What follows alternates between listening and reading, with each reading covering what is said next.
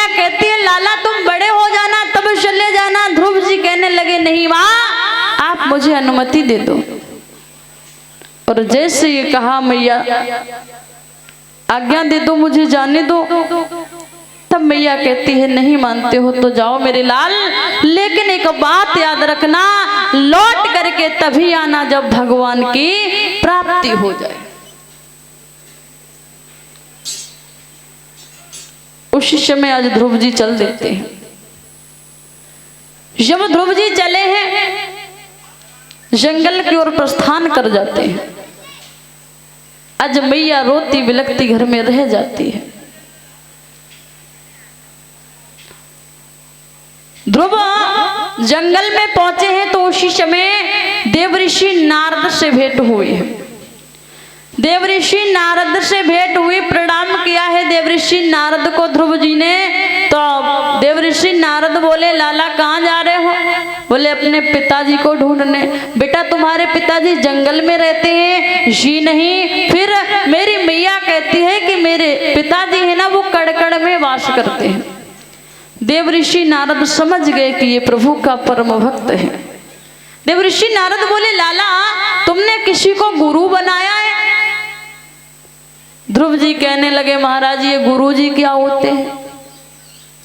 बोले गुरु वो होते हैं जो अंधकार से प्रकाश की ओर ले जाएं, जो सत्य मार्ग बताएं, जो हमें भगवान से मिलाने का कार्य करें। बोले हमने तो किसी को गुरु नहीं बनाया है। तो बेटा बिना गुरु के ज्ञान अधूरा है। ध्रुव जी कहने लगे तो महाराज हम इस जंगल में कहाँ गुरु जी ढूंढेंगे, आप ही हमारे गुरु बन जाओ। तो कहा ठीक है, हम आपको 12 अक्षर मंत्र देते हैं, उस मंत्र का तुम जाप करते रहना, प्रभु की प्राप्ति हो जाएगी। तब उन्होंने मंत्र बताया है ओम नमो भगवती वासुदेवाय। इस मंत्र का जाप करना। बोले ठीक है। वहीं यमुना जी के किनारे सुंदर सी कुटी छवा दी है, वहीं ध्रुव जी महाराज तपस्या करने लगे। धीरे धीरे समय व्यतीत हुआ, 1 महीना, 2 महीने, 3 महीने, 4 महीने, 5 महीने, जब वो 6वां महीना प्रारंभ हुआ, ध्रुव जी महाराज तपस्या कर रहे हैं, अटूट तप करने लगे। और ध्रुव जी महाराज ने इतना अटूट तप किया, इतना अटूट तप किया, बताया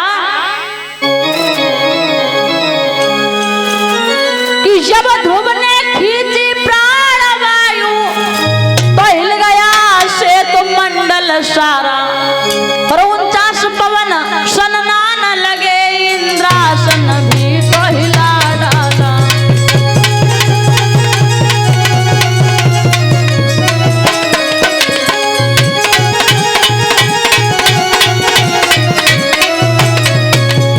आज ध्रुव जी ने प्राण वायु को खींच लिया है। जैसे ही सभी त्रायमाम करने लगे, प्रभु मेरी रक्षा करो, कहाँ प्रभु रक्षा करो।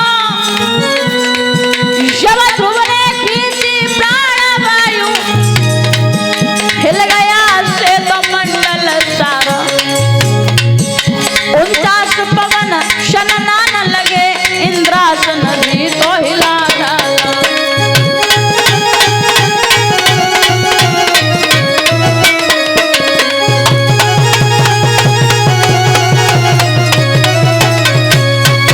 आज जैसे ही 49 पवन सनसना करके चलने लगे हैं, सभी जीव जंतु त्रायमाम करने लगे, प्रभु कहाँ हो विधाता। और इधर देवराज इंद्र का इंद्रासन डगमगाने लगा। अब इंद्र ने विचार किया कि हमारा राज्य हमसे छीनने के लिए कोई प्रभु का भक्त भजन कर रहा है। उन्होंने रंभा को भेजा है, रंभा जाओ जा करके तपस्या को भंग करो। रंभा ने नाना प्रकार से प्रयत्न किया है, लेकिन ध्रुव जी की तपस्या भंग नहीं कर पाए। अब देवराज इंद्र वहां से चले हैं, दौड़े दौड़े श्री हरि के पास में जाते हैं। प्रभु आपका कोई भक्त है जो हमसे हमारा राज्य छीनना चाहता है, आप उसके पास जाइए।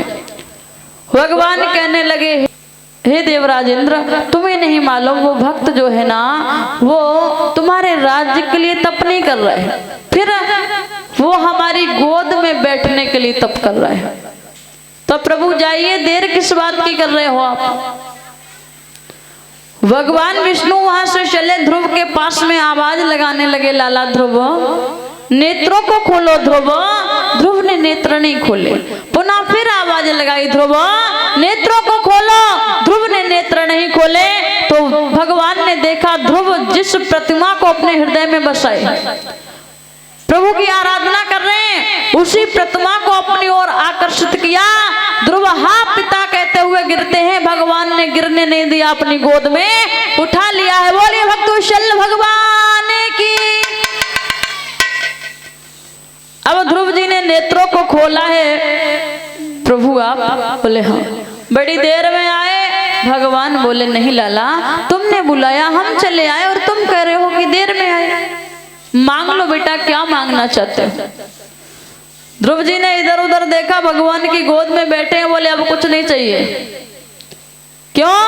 बोले जिसको आपकी गोद मिल गई हो वो तो पहले से ही उत्तराधिकारी हो गया, अब मुझे कुछ नहीं चाहिए। अगर देना ही है तो अपने दर्शन देते रहना। भगवान बोले ठीक है।